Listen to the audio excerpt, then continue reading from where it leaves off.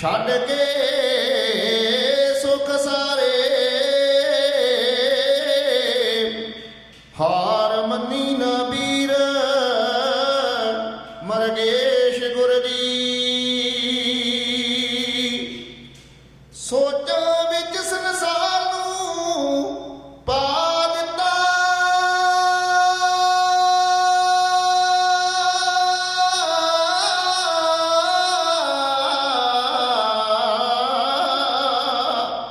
ਪਿਤਾ ਵਾਰ ਕੇ ਬਾਦ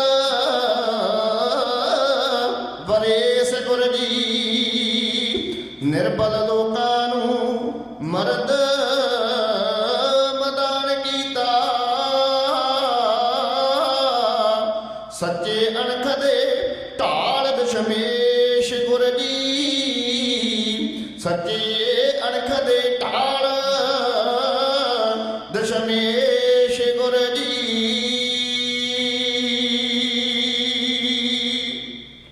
ਜਨਨੀ ਜਣੇ ਤਾਂ ਸੂਰਮਾ ਜੈਸੇ ਗੁਰ ਗੋਬਿੰਦਾ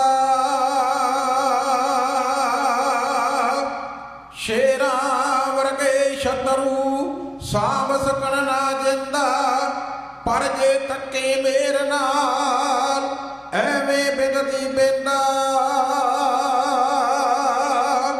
ਜੁਗਾਂ ਜੁਗਾਂ ਦੀ ਸਾਹਿਬ ਜੀ ਬਖਸ਼ ਦਵੇ ਬਖਸ਼ਿੰਦਾ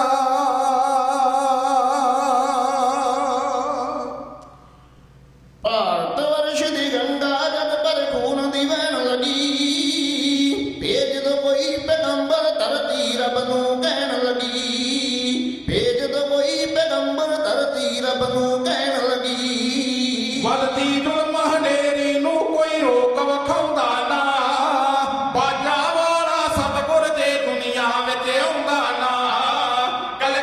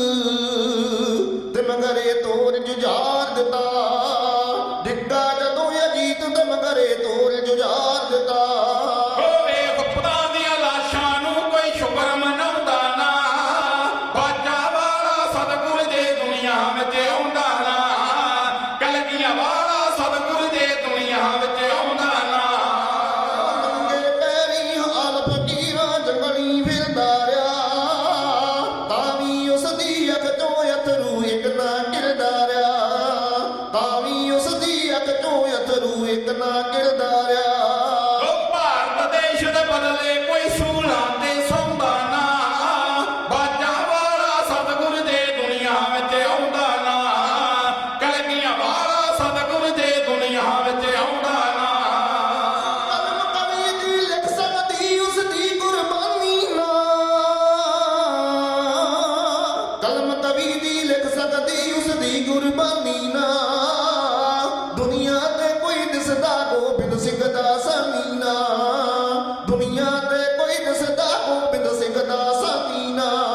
ਉਹ ਭਾਗੋ ਵਾਲੀਆ ਜੋਗਾ ਵੀ ਸੰਗਤਾਂ ਵਿੱਚ ਗਾਉਂਦਾ ਨਾ, ਭਾਗੋ ਵਾਲੀਆ ਜੋਗਾ ਵੀ ਸੰਗਤਾਂ ਵਿੱਚ ਗਾਉਂਦਾ ਨਾ, ਬਾਜਾਂ ਵਾਲਾ ਸਤਿਗੁਰ ਦੇ ਦੁਨੀਆ ਵਿੱਚ ਆਉਂਦਾ ਨਾ, ਕਲਗੀਆਂ ਵਾਲਾ ਸਤਿਗੁਰ ਦੇ ਦੁਨੀਆ ਵਿੱਚ ਆਉਂਦਾ ਨਾ।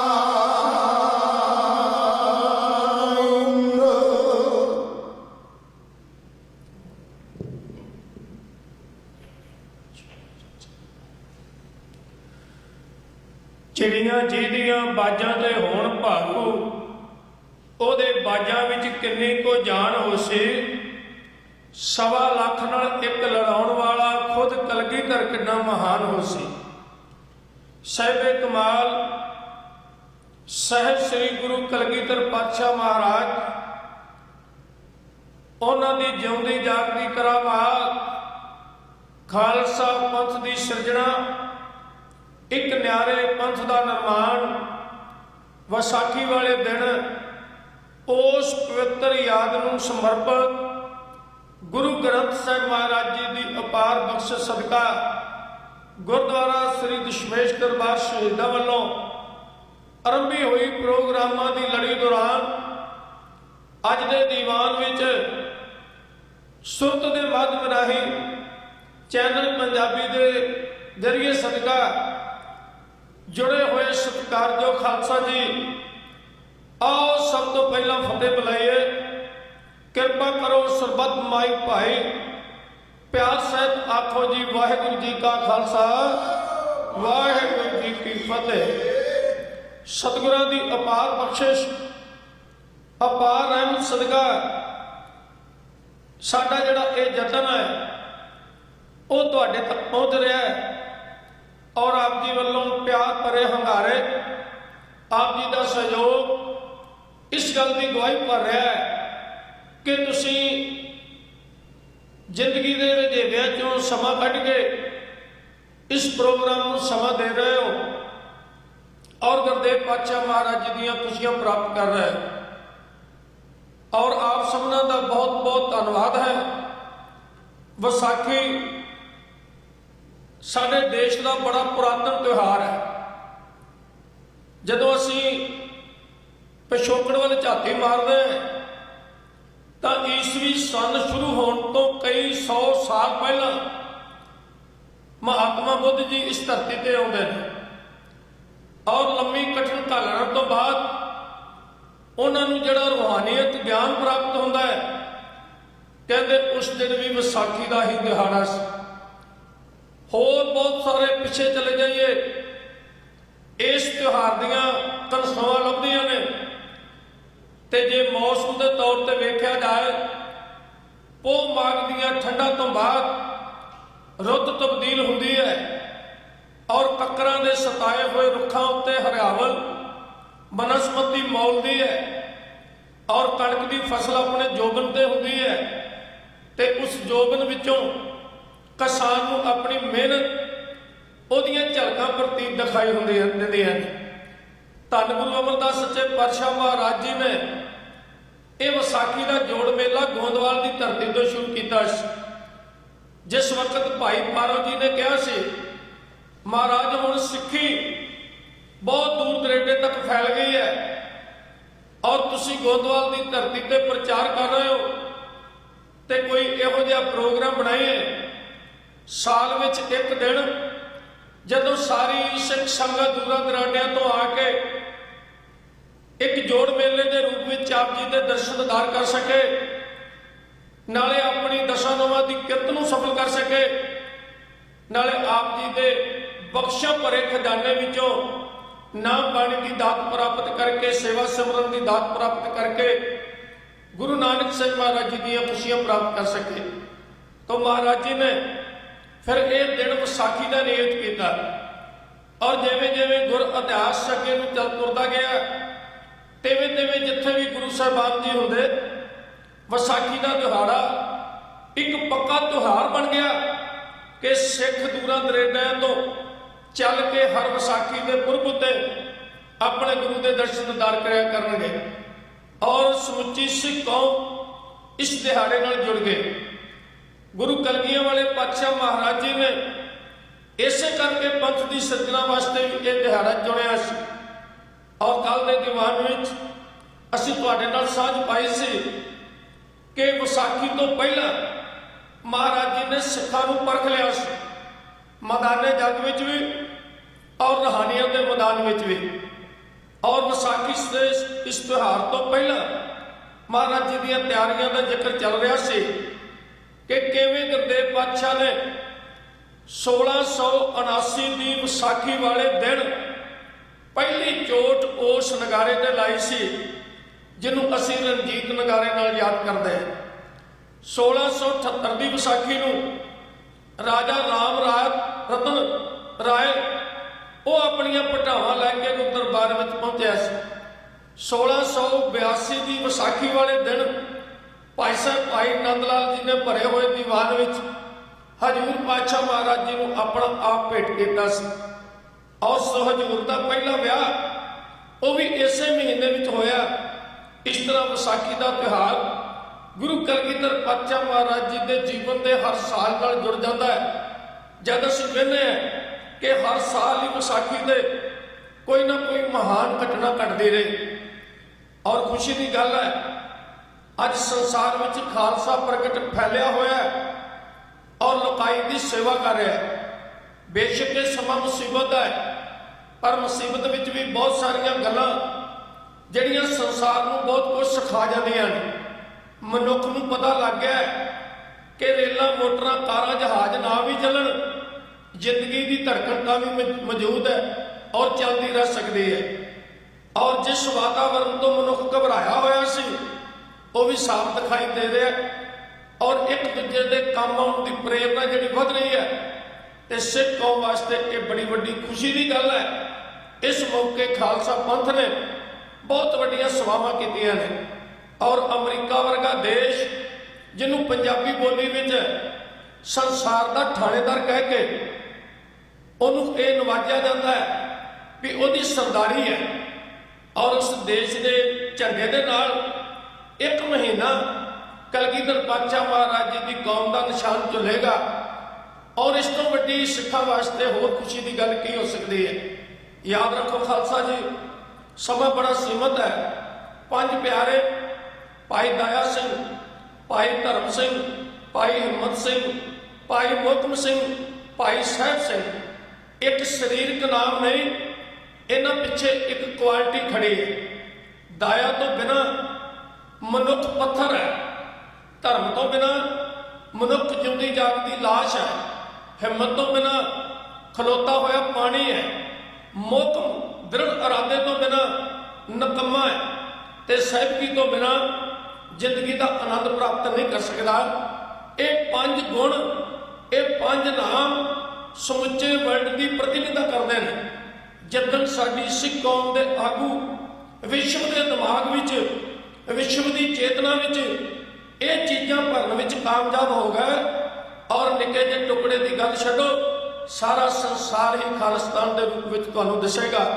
ਜਦ ਦੁਨੀਆ ਦੇ ਹਰ ਬੰਦੇ ਦੀ ਸੋਚ ਵਿੱਚ ਇਹ 5 ਗੁਣ ਘਰ ਕਰ ਗਏ ਕਿਉਂਕਿ ਬਾਕੀ ਦੇ ਸਾਰੇ ਗੁਣ ਉਹ ਇਹਨਾਂ ਹੀ ਗੁਣਾਂ ਵਿੱਚੋਂ ਨਿਕਲਦੇ ਨੇ। ਤੋ ਹਜ਼ੂਰ ਸੱਚੇ ਪਾਤਸ਼ਾਹ ਮਹਾਰਾਜ ਜੀ ਦੀ ਇਹ ਬੜੀ ਵੱਡੀ ਇੱਕ ਜਿਉਂਦੀ ਜਾਗਦੀ ਕਰਾਮਾਤ ਹੈ। ਕਿਸ ਤਰ੍ਹਾਂ ਉਹਨਾਂ ਨੇ ਇਸ ਪੰਥ ਦੀ ਸਾਜਣਾ ਕਰਕੇ ਜ਼ਿੰਦਗੀ ਨੂੰ ਨਵੀਂ ਲੀਹ ਤੇ ਤੋਰਿਆ। ਬਹੁਤ ਕੁਝ ਕਿਹਾ ਜਾ ਸਕਦਾ, ਇਸ ਕਰਕੇ ਲਾਈਵ ਪ੍ਰੋਗਰਾਮ ਚੱਲ ਰਿਹਾ ਹੈ ਉਹਦੇ ਮੁਤਾਬਕ ਸਾਨੂੰ ਆਪਣੇ ਘੇਰੇ ਵਿੱਚ ਰਹਿਣਾ ਪੈਂਦਾ ਹੈ। ਫਿਰ ਵੀ ਯਤਨ ਕਰਾਂਗੇ ਕਿ ਮਹਾਰਾਜ ਦੇ ਇਸ ਸਾਜੇ ਹੋਏ 5 ਪਿਆਰਿਆਂ ਦੇ ਪਿੱਛੇ ਕਿੰਨੀ ਵੱਡੀ ਇੱਕ ਫਿਲਾਸਫੀ ਖੜੀ ਹੈ। ਆਓ ਮੈਂ ਕਹਿ ਰਿਹਾ ਸਾਂ ਕਿ ਪੰਥ ਦੀ ਸਾਜਣਾ ਤੋਂ ਪਹਿਲਾਂ ਮਹਾਰਾਜ ਨੇ ਸਿੱਖਾਂ ਨੂੰ ਬਹਾਦਰੀ ਦੇ ਤੌਰ ਤੇ ਵੀ ਪਰਖਿਆ, ਰੂਹਾਨੀਅਤ ਦੇ ਤੌਰ ਤੇ ਵੀ ਪਰਖਿਆ ਸੇਵਾ ਸਿਮਰਨ ਵਿੱਚ ਵੀ ਉਹਨਾਂ ਦੀ ਵਰਕ ਕੀਤੇ। ਇਹ ਨਗਾਰੇ ਦੀ ਗੂੰਜ ਪਹਾੜੀਆਂ ਦੇ ਦਿਲ ਧੜਕਾ ਗਈ ਤੇ ਉਸ ਵਕਤ 22 ਧਾਰੀਆਂ ਵਿੱਚੋਂ ਸਰਮੌਰ ਰਾਜਾ ਭੀਮ ਚੰਦ ਕਹਲੂਰੀਆ ਸੀ। ਆਮ ਤੌਰ ਤੇ ਅਸੀਂ ਪਹਿਲੀ ਜੰਗ ਦਾ ਕਾਰਨ 22 ਧਾਰੀਆਂ ਨੂੰ ਮੰਨਦੇ ਹਾਂ, ਜਦ ਕਿ ਇਹਦੇ ਪਿੱਛੇ ਵੀ ਔਰੰਗਜ਼ੇਬ ਦੀ ਸੋਚ ਸੀ। ਉਦੋਂ ਕਿਲੇ ਬਾਦਸ਼ਾਹ ਬਣਾਉਂਦਾ ਸੀ, ਨਗਾਰੇ ਬਾਦਸ਼ਾਹ ਵਜਾਉਂਦਾ ਸੀ, ਕਲਗੀ ਬਾਦਸ਼ਾਹ ਲਾਉਂਦਾ ਸੀ। ਇਹ ਹੱਕ ਆਮ ਆਦਮੀ ਨੂੰ ਨਹੀਂ ਸੀ। ਤੋਂ ਇਹ ਨਗਾਰਿਆਂ ਦੀ ਗੂੰਜ ਸੁਣ ਕੇ ਔਰੰਗਜ਼ੇਬ ਨੇ ਇਹਨਾਂ ਨੂੰ ਚਿੱਠੀ ਲਿਖੀ ਸੀ ਵੀ ਤੁਹਾਡੇ ਇਲਾਕੇ ਵਿੱਚ ਮੈਨੂੰ ਪਤਾ ਲੱਗਾ ਹੈ ਗੁਰੂ ਗੋਬਿੰਦ ਸਿੰਘ ਮਹਾਰਾਜ ਕੁਝ ਦਲੇਰੀ ਦੀਆਂ ਗੱਲਾਂ ਕਰ ਰਹੇ ਨੇ, ਕਲਗੀਆਂ ਵਾਲੇ ਪਾਤਸ਼ਾਹ ਮਹਾਰਾਜ ਕੁਝ ਇਸ ਤਰ੍ਹਾਂ ਦੀਆਂ ਗੱਲਾਂ ਕਰ ਰਹੇ ਨੇ ਜਿਹਦੇ ਵਿੱਚੋਂ ਬਗਾਵਤ ਦਿਸ ਰਹੀ ਹੈ, ਤੇ ਤੁਸੀਂ ਇੱਕ ਜ਼ਿੰਮੇਵਾਰ ਹੋਣ ਦੇ ਨਾਤੇ ਕਲਗੀਧਰ ਪਾਤਸ਼ਾਹ ਮਹਾਰਾਜ ਜੀ ਦੇ ਇਹਨਾਂ ਪ੍ਰੋਗਰਾਮਾਂ ਉੱਤੇ ਰੋਕ ਲਾਓ। ਤੋਂ ਬਹਾਨਾ ਚਾਹੀਦਾ ਸੀ। ਭੀਮ ਚੰਦ ਨੇ ਨਗਾਰਾ ਸੁਣਿਆ, ਉਹਨੇ ਮੰਤਰੀ ਨੂੰ ਪੁੱਛਿਆ ਇਹ ਕਿਹਦਾ ਹੈ? ਉਹਨੇ ਆਖਿਆ ਗੁਰੂ ਗੋਬਿੰਦ ਸਿੰਘ ਮਹਾਰਾਜ ਦਾ, ਤੇ ਇਹ ਆਜ਼ਾਦੀ ਦਾ ਪ੍ਰਤੀਕ ਹੈ। ਭੀਮ ਚੰਦ ਨੇ ਆਖਿਆ ਜਾ ਪੁੱਛ ਕੇ ਆ, ਮੈਂ ਗੁਰੂ ਦੇ ਦਰਸ਼ਨ ਕਰਨਾ ਚਾਹੁੰਦਾ। ਔਰ ਇਰਾਦਾ ਉਹਦਾ ਇਹ ਸੀ ਵੀ ਗੁਰੂ ਦੀ ਤਾਕਤ ਵੱਧ ਰਹੀ ਹੈ, ਉਹਦੇ ਨਾਲ ਕੋਈ ਨਾ ਕਿਸੇ ਢੰਗ ਨਾਲ ਸਹਿਯੋਗ ਵੀ ਲਿਆ ਜਾਏ, ਤੇ ਜੇ ਨਾ ਮੰਨੇ ਤੇ ਉਹਨੂੰ ਦਬਾ ਕੇ ਬਾਕੀ ਰਾਜਿਆਂ ਉੱਤੇ ਸਰਦਾਰੀ ਕਾਇਮ ਕੀਤੀ ਜਾਏ। ਇਹ ਮੰਤਰੀ ਆਇਆ ਗੁਰੂ ਕਲਗੀਆਂ ਵਾਲੇ ਪਾਤਸ਼ਾਹ ਦੇ ਦਰਬਾਰ ਵਿੱਚ, ਕਹਿੰਦਾ ਸੱਚੇ ਪਾਤਸ਼ਾਹ ਮਹਾਰਾਜ ਇਸ ਇਲਾਕੇ ਦਾ ਵੱਡਾ ਰਾਜਾ ਭੀਮ ਚੰਦ ਹੈ, ਉਹ ਤੁਹਾਡੀਆਂ ਗੱਲਾਂ ਤੋਂ ਬੜਾ ਪ੍ਰਭਾਵਿਤ ਹੋਇਆ ਹੈ, ਉਹ ਤੁਹਾਡੇ ਗੁਣਾਂ ਨੂੰ ਬੜਾ ਚੰਗਾ ਜਾਣਦਾ ਹੈ, ਉਹਦੇ ਮਨ ਅੰਦਰ ਇੱਛਾ ਜਾਗੀ ਹੈ ਕਿ ਮੈਂ ਤੁਹਾਡੇ ਚਰਨ ਪਰਸਣ ਆਵਾਂ, ਮੈਂ ਤੁਹਾਡੇ ਦਰਸ਼ਨ ਕਰਨ ਆਵਾਂ। ਮਹਾਰਾਜ ਜੇ ਤੁਹਾਡੀ ਆਗਿਆ ਹੋਵੇ। ਤੇ ਰਾਜਾ ਆਇਆ। ਸੱਚੇ ਪਾਤਸ਼ਾਹ ਕਹਿੰਦੇ ਇਹ ਜਿਸ ਘਰ ਤੋਂ ਆਇਆ ਇਹ ਤਾਂ ਗੁਰੂ ਨਾਨਕ ਪਾਤਸ਼ਾਹ ਮਹਾਰਾਜ ਦਾ ਘਰ ਹੈ, ਇਹ ਤਾਂ ਪਰਮੇਸ਼ਰ ਦਾ ਘਰ ਹੈ, ਇਹ ਸਰਬ ਸਾਂਝੀਵਾਲਤਾ ਦਾ ਸੈਂਟਰ ਹੈ, ਇਹ ਪਿਆਰ ਮੁਹੱਬਤ ਪਰਉਪਕਾਰ ਦਾ ਮੁਜੱਸਮਾ ਹੈ। ਇੱਥੇ ਪੁੱਛਣ ਦੀ ਲੋੜ ਨਹੀਂ, ਜਦੋਂ ਜੀ ਕਰੇ ਰਾਜਾ ਆ ਜਾਏ।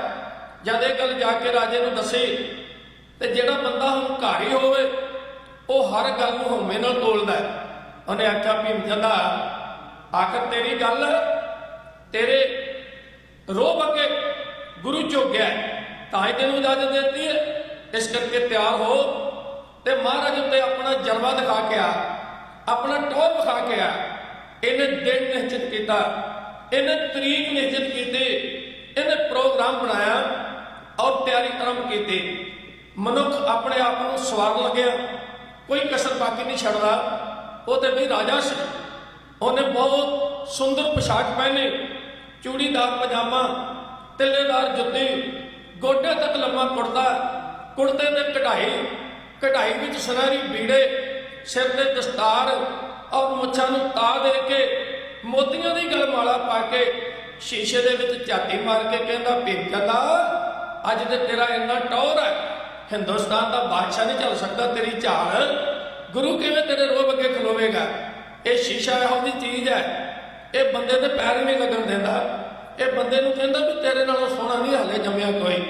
ਔਰ ਇਸੇ ਕਰਕੇ ਨਿਹੰਗ ਸ਼ੀਸ਼ੇ ਨੂੰ ਕਈ ਵਾਰੀ ਚੁਗਲ ਵੀ ਕਹਿ ਦਿੰਦੇ ਹੈ।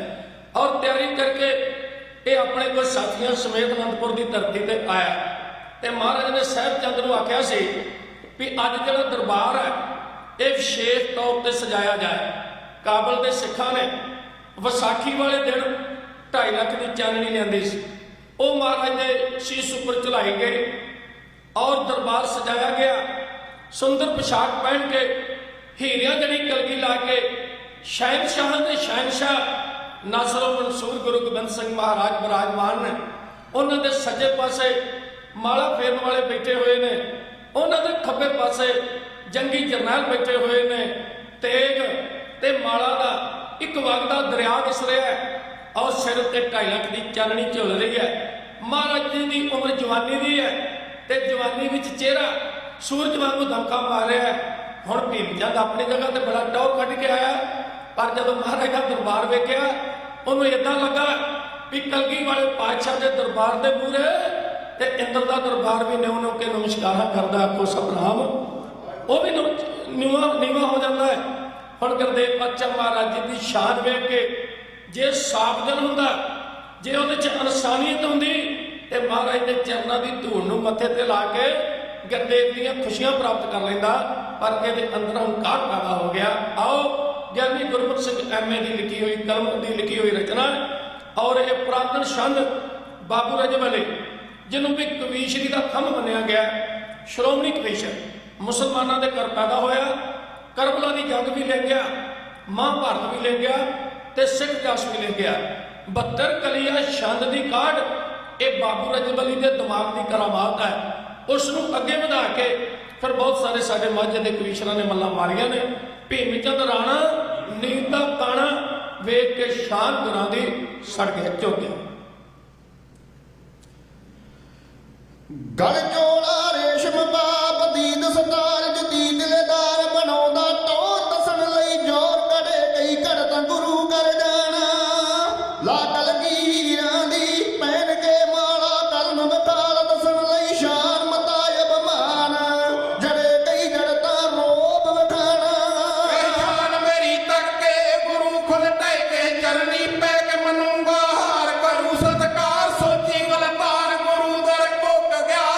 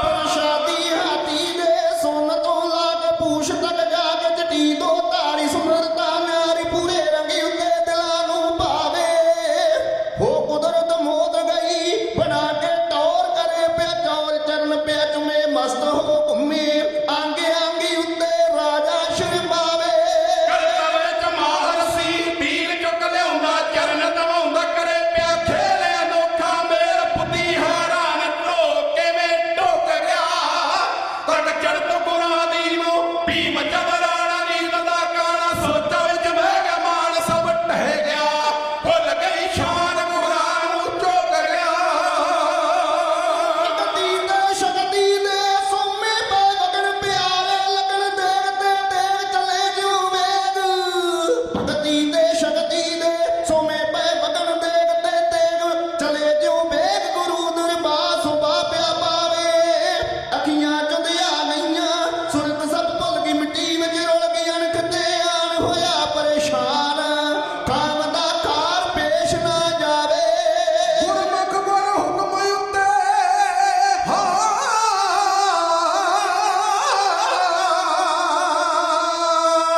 ਗੁਰਮੁਖ ਗੁਰ ਹੁਕਮ ਉੱਤੇ ਸੂਰਮੇ ਲੱਖਾਂ ਵਿਛਾਉਂਦੇ ਅੱਖਾਂ ਪਾਵਦੇ ਮਾਣ ਖੜੇ ਮਸਕਾਨ ਹੋਣ ਕੁਰਬਾਨ ਜ਼ੁਲਮ ਤੱਕ ਰੁਕ ਗਿਆ ਗੁਰਾਂ ਦੀ ਉਹ ਭੀਮ ਜਬਰਾਣਾ ਨੀਤ ਦਾ ਕਾਣ ਸੋਚਾਂ ਵਿੱਚ ਵਹਿ ਗਿਆ ਮਾਣ ਸਭ ਢਹਿ ਗਿਆ ਭੁੱਲ ਗਈ ਸ਼ਾਨ ਗੁਰਾਂ ਨੂੰ ਝੋਕ ਗਿਆ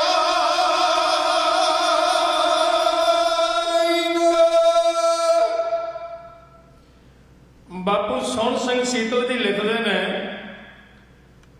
ਉਹ ਕਹਿੰਦੇ ਜੰਨਾ ਜੋਰ 22 ਧਾਰੀਆਂ ਨੇ ਕਲਗੀਆਂ ਵਾਲੇ ਪਾਤਸ਼ਾਹ ਦੀ ਤਾਕਤ ਘਟਾਉਣ ਤੇ ਲਾਇਆ ਜੇ ਇੰਨਾ ਜ਼ੋਰ ਮਹਾਰਾਜ ਦੇ ਸਹਿਯੋਗ ਤੇ ਲਾਉਂਦੇ ਤੇ ਇਤਿਹਾਸ ਕਿਸੇ ਹੋਰ ਢੰਗ ਨਾਲ ਲਿਖਿਆ ਜਾਣਾ ਸੀ ਮਹਾਰਾਜ ਦੇ ਚਰਨਾਂ ਤੇ ਝੁਕਿਆ ਤੇ ਉੱਠਿਆ ਹੀ ਨਹੀਂ ਕਲਗੀ ਵਾਲੇ ਪਾਤਸ਼ਾਹ ਨੇ ਤੀਰ ਦੀ ਲੋਕ ਲਾ ਕੇ ਆਖਿਆ ਉਹ ਭੀਮ ਕਹਿੰਦਾ ਅਸੀਂ ਡਿੱਗਦਿਆਂ ਨੂੰ ਉੱਚਾ ਉਠਾਉਣ ਵਾਸਤੇ ਆਏ ਅਸੀਂ ਮਿੱਟੀ ਵਿੱਚ ਰੁਲਦਿਆਂ ਨੂੰ ਤਖਤਾਂ ਤੇ ਬਿਠਾਉਣ ਵਾਸਤੇ ਆਏ ਅਸੀਂ ਗਰੀਬਾਂ ਨੂੰ ਬਾਦਸ਼ਾਹੀਆਂ ਬਖਸ਼ਣ ਵਾਸਤੇ ਆਏ ਆ ਜਰਾ ਉੱਠ ਤੇ ਸਿੱਧਾ ਹੋ ਕੇ ਬਹਿ ਅਸੀਂ ਸੱਚ ਨਿਸ਼ਾਨੇ ਨੂੰ ਸਮਝ ਗੁਰਦੇਵ ਪਾਤਸ਼ਾਹ ਦੇ ਦਰਸ਼ਨ ਕਰਕੇ ਉੱਪਰੋਂ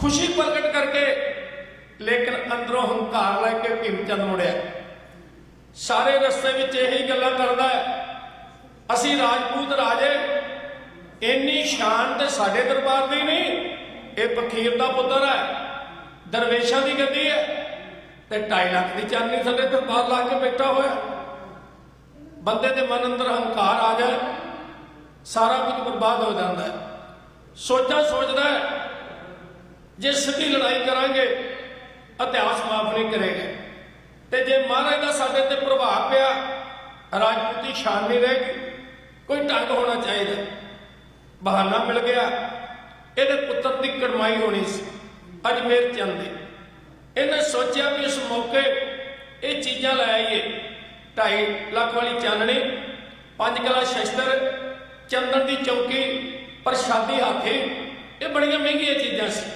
ਤੇ ਮੁੜ ਕੇ ਨਾ ਦੇਵਾਂਗੇ ਗੁਰੂ ਸਾਡਾ ਕੀ ਵਿਗਾੜ ਲੂ ਇਸ ਕੰਮ ਵਾਸਤੇ ਇਹਨੇ ਪੰਡਤ ਚਤਰਦਾਸ ਦੀ ਡਿਊਟੀ ਲਾਈ ਚਤਰਦਾਸ ਉਹ ਬੰਦਾ ਸੀ ਜਿਹੜੀ ਗੱਲੀ ਬਾਤੀ ਅੰਬਰਾਂ ਤੋਂ ਤਾਰੇ ਤੋੜ ਲਿਆ ਕਰਦਾ ਸੀ ਉਹ ਕਹਿੰਦਾ ਕੱਲ ਦਾ ਗੁਰੂ 18 ਸਾਲ ਦੀ ਉਮਰ ਜੇ ਇਹ ਵੀ ਨਾ ਛਾਇਆ ਤੇ ਫਿਰ ਪੰਡਤ ਚਤਰਦਾਸਾ ਤੇਰੀ ਚਤਰਾਈ ਕਿਨੇ ਮੰਨਣੀ ਹੈ ਆ ਗਿਆ ਮਹਾਰਾਜ ਦੇ ਦਰਬਾਰ ਕਲਗੀਆਂ ਵਾਲੇ ਪਾਤਸ਼ਾਹ ਦੇ ਗੁਣ ਗਾਉਣ ਲੱਗਾ ਕਹਿੰਦਾ ਮਹਾਰਾਜ ਅਸੀਂ ਤੇ ਐਵੇਂ 33 ਕਰੋੜ ਦੇਵੀ ਦੇਵਤਿਆਂ ਨੂੰ ਪੂਜਦੇ ਰਹੇ ਤੁਹਾਡੇ ਨਾਲੋਂ ਵੱਡਾ ਦੇਵਤਾ ਹੋਰ ਕੌਣ ਹੈ ਭੀਮ ਚੰਦ ਤੇ ਰੋਟੀ ਖਾਵੇ ਨਾ ਤੁਹਾਡਾ ਪਾਣੀ ਪੀਵੇ ਤੁਹਾਡਾ ਨਾ ਉਹਦੇ ਤੇ ਦਿਮਾਗ ਵਿੱਚ ਤੁਸੀਂ ਵਸ ਗਏ ਹੋ ਮਹਾਰਾਜ ਕਹਿੰਦੇ ਅਸਲੀ ਗੱਲ ਕਰ ਤੂੰ ਆਇਆ ਕਿੱਧਰ ਹੈ ਕਹਿੰਦਾ ਸੱਚੇ ਪਾਤਸ਼ਾਹ ਤਗੜੇ ਗੁਆਂਢੀ ਨਾਲ ਬਣਾ ਕੇ ਰੱਖਣੀ ਚਾਹੀਦੀ ਹੈ ਤੇ ਬੜਾ ਵਧੀਆ ਮੌਕਾ ਹੈ ਆ 5-7 ਚੀਜ਼ਾਂ ਦੇ ਦਿਓ ਜਿੱਦਾਂ ਲੈ ਕੇ ਜਾਵਾਂਗਾ ਉਦਾਂ ਹੀ ਮੋੜ ਦਿਆਂਗਾ ਔਰ ਇਹ ਮੇਰੀ ਗਰੰਟੀ ਹੈ ਸਤਿਗੁਰਾਂ ਦੇ ਦਰਬਾਰ ਵਿੱਚ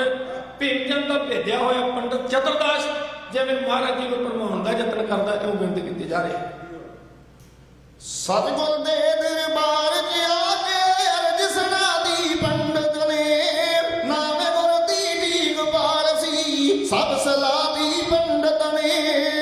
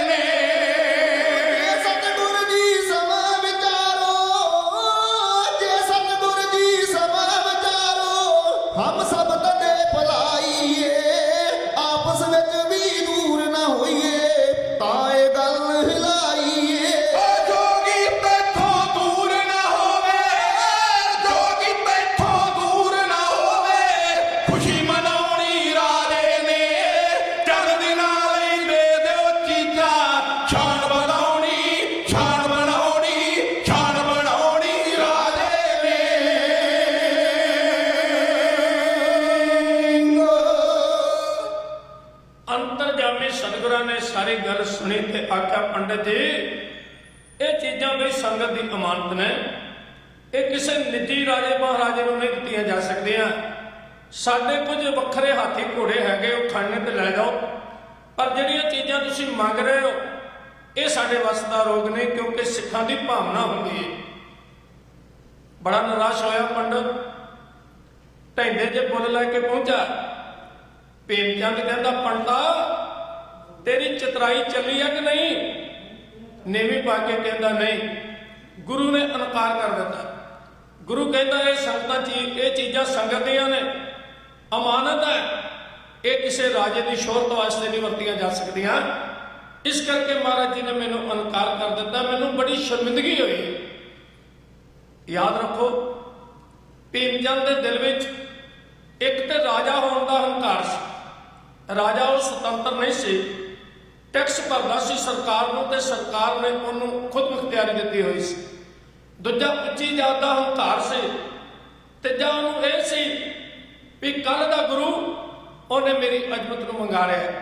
ਗੁੱਸੇ ਵਿੱਚ ਆ ਕੇ ਇੱਕ ਚਿੱਠੀ ਲਿਖੀ ਹਜ਼ੂਰ ਨੂੰ, ਉਹਦੇ ਵਿੱਚ ਲਿਖਿਆ ਵੀ ਅਸੀਂ ਹੁਣ ਤੱਕ ਤੁਹਾਡੀਆਂ ਗੱਲਾਂ ਤਾਂ ਬਰਦਾਸ਼ਤ ਕੀਤੀਆਂ ਤੁਹਾਨੂੰ ਗੁਰੂ ਨਾਨਕ ਦਾ ਰੂਪ ਸਮਝ ਕੇ, ਪਰ ਤੁਸੀਂ ਹੁਣ ਸਾਡੀ ਅਜ਼ਮਤ ਮੰਨਣ ਤੋਂ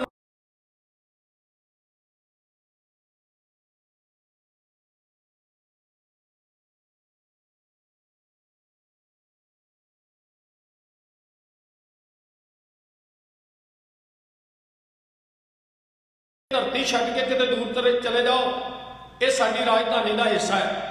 ਜੇ ਦੋਵੇਂ ਗੱਲਾਂ ਨਹੀਂ ਕਰਨੀਆਂ ਤੇ ਤੀਜੀ ਗੱਲ ਲੜਨ ਵਾਸਤੇ ਤਿਆਰ ਹੋ ਜਾਓ। ਰਾਜਪੂਤਾਂ ਦੀ ਤਲਵਾਰ ਦੇ ਸਾਹਮਣੇ ਤੁਹਾਡੇ ਕੋਲੋਂ ਖੜਿਆ ਨਹੀਂ ਜਾਣਾ। ਮਹਾਰਾਜ ਨੇ ਚਿੱਠੀ ਪੜ੍ਹੀ, ਕਹਿਣ ਲੱਗੇ ਬੱਲੇ ਉਹ ਵੱਡਿਆ ਰਾਜਪੂਤਾ, ਅਜੇ ਕੱਲ ਦੀਆਂ ਗੱਲਾਂ ਤੇਰੇ ਬਾਬੇ ਨੂੰ ਗਵਾਲੀਅਰ ਦੇ ਕਿਲੇ ਚੋਂ ਕਢਾ ਕੇ ਲਿਆਂਦਾ ਸਾਡੇ ਬਾਬੇ ਨੇ, ਤੇ ਅੱਜ ਰਾਜਪੂਤੀ ਤਲਵਾਰ ਦੱਸਦਾ ਇਹ ਧਰਤੀ ਸਾਡੇ ਬਾਪੂ ਨੇ ਖਰੀਦੀ ਹੈ ਔਰ ਸਾਡਾ ਕਿਸੇ ਨਾਲ ਵੈਰ ਵਿਰੋਧ ਨਹੀਂ, ਪਰ ਜੇ ਤੂੰ ਚੜ ਕੇ ਆਵੇਂਗਾ ਤੇ ਅਸੀਂ ਚੂੜੀਆਂ ਨਹੀਂ ਪਾਈਆਂ ਹੋਈਆਂ, ਤੈਨੂੰ ਤੇਰੀ ਬੋਲੀ ਵਿੱਚ ਜਵਾਬ ਦਿੱਤਾ ਜਾਏਗਾ। ਇਸ ਕਰਕੇ ਐਵੇਂ ਜੋਤਸ਼ੀਆਂ ਨੂੰ ਨਾ ਪੁੱਛਦਾ ਫਿਰੇ, ਐਵੇਂ ਮਹੂਰਤ ਨਾ ਘਟਾਉਂਦਾ ਫਿਰੇ। ਜਿਹੜੇ ਬੱਬਰ ਸ਼ੇਰ ਤੂੰ ਕੱਲ ਲਾਉਣੇ ਆ ਉਹ ਭਾਵੇਂ ਅੱਜ ਲੈ ਕੇ ਆ ਜਾ, ਤੈਨੂੰ ਮੂੰਹ ਤੋੜਵਾ ਜਵਾਬ ਦਿੱਤਾ ਜਾਏਗਾ। ਕੀ ਲਿਖਿਆ ਹਜ਼ੂਰ ਨੇ, ਇਹਦੇ ਨਾਲ ਹੀ ਸਮਾਪਤੀ ਉਹ ਬੇਨਤੀ ਕੀਤੀ ਜਾ ਰਹੀ। ਚਿੱਠੀ ਦਾ ਜਵਾਬ ਲਿਖਿਆ ਹਜ਼ੂਰ ਨੇ, ਨੇੜੇ ਲਿਆ ਢੋਲ ਵੱਜਦੇ ਜੋ ਦੂਰ ਨੇ, ਨੇੜੇ ਲਿਆ ਢੋਲ ਵੱਜਦੇ ਜੋ ਦੂਰ ਨੇ। ਪਤਾ ਸਾਨੂੰ ਜਿਹੜਾ ਲਿਆਉਣਾ ਏ ਹਨੇਰ ਤੋਂ, ਲੈ ਜਿਹੜੇ ਲਿਆਉਣੇ ਆ ਬੱਬਰ ਸ਼ੇਰ ਤੋਂ, ਲੈ ਜਿਹੜੇ ਲਿਆਉਣੇ ਆ ਬੱਬਰ ਸ਼ੇਰ ਤੋਂ। ਚਿੱਠੀ ਦਾ ਜਵਾਬ ਲਿਖਿਆ ਹਜ਼ੂਰ ਨੇ, ਲਿਆ ਜਿਹੜੇ ਢੋਲ ਵੱਜਦੇ ਜੋ ਦੂਰ ਨੇ, ਨੇੜੇ ਲਿਆ ਢੋਲ ਵੱਜਦੇ ਜੋ ਦੂਰ ਨੇ। ਪਤਾ ਸਾਨੂੰ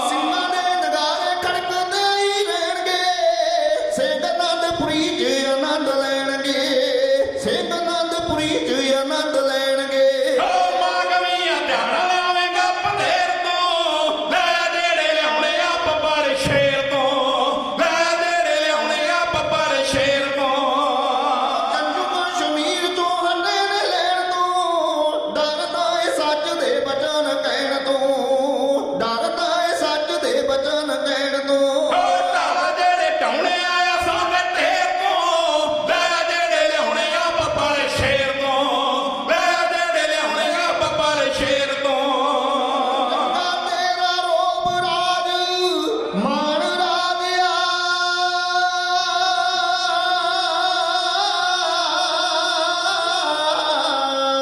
ਚੰਗਾ ਤੇਰਾ ਰੋਬ ਰਾਜ ਮਾਣ ਰਾਜਿਆ ਆਪ ਮਾੜੇ ਲੋਕਾਂ ਨੂੰ ਨਾ ਜਾਣ ਰਾਜਿਆ ਆਪ ਮਾੜੇ ਲੋਕਾਂ ਨੂੰ ਨਾ ਜਾਣ ਰਾਜਿਆ ਓ ਨਿਤ ਟਾਰਾ ਮਾਰਦਾ ਏ ਵੇਰ ਵੇਰ ਤੋਂ ਹੋ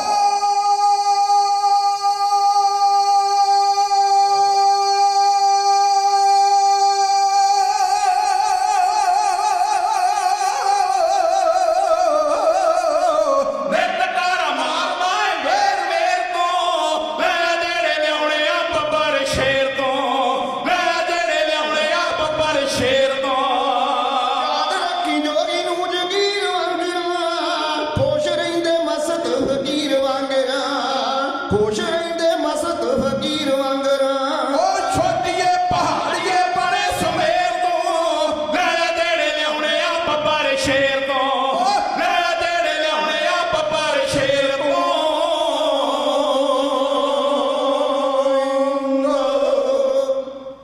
ਇਹ ਹੈ ਮਹਾਰਾਜ ਦੀ ਮਰਦਾਨਗੀ। ਜੁਗਤ ਭਰੀ ਚਿੱਠੀ ਪੜ੍ਹ ਕੇ ਭੀਮ ਚੰਦ ਦੇ ਪੈਰਾਂ ਥੱਲਿਓਂ ਜ਼ਮੀਨ ਖਿਸਕ ਗਈ। ਇਸ ਤੋਂ ਅੱਗੇ ਕੀ ਹੋਇਆ? ਢਾਡੀ ਜੱਥਾ ਗਿਆਨੀ ਹੰਸਾ ਸਿੰਘ ਜੀ ਜਵੰਦਾ, ਮਲੇਰਕੋਟਲੇ ਵਾਲੀਆਂ ਭੈਣਾਂ, ਗਿਆਨੀ ਬੂਟਾ ਸਿੰਘ ਨੈਪਕੋਟੀਆ, ਸਾਰਾ ਜੱਥਾ ਹੀ ਚੜ੍ਹਦੀ ਕਲਾ ਵਾਲਾ ਹੈ।